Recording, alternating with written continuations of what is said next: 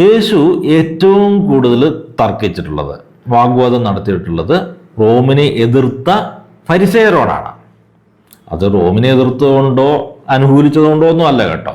അവരുടെ കാപട്യം, അവരുടെ ഹിപ്പോക്രസി കാരണമാണ് യേശു അവരുമായിട്ട് തർക്കിക്കുന്നത്.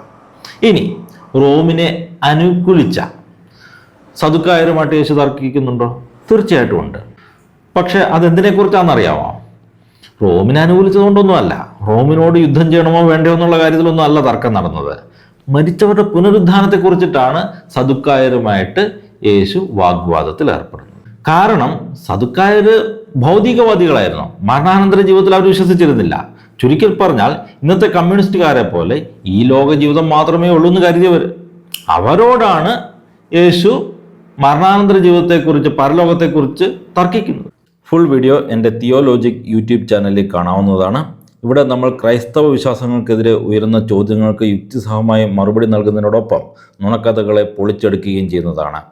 എൻ്റെ ഈ ദൗത്യത്തിൽ നിങ്ങൾക്കും പങ്കാളികളാകാം. അതിനായി വീഡിയോ ലൈക്ക് ചെയ്തും കമൻറ്റ് ചെയ്തും പരമാവധി ആളുകളിലേക്ക് ഷെയർ ചെയ്തും സപ്പോർട്ട് ചെയ്യുക. കൂടുതൽ ആക്റ്റീവായി എൻ്റെ ഒപ്പം ചേരാനും നിങ്ങളുടെ സംശയങ്ങൾ നേരിട്ട് ചോദിക്കാനും സ്ക്രീനിൽ കാണുന്ന നമ്പറിൽ വാട്സാപ്പ് ചെയ്യാവുന്നതാണ്.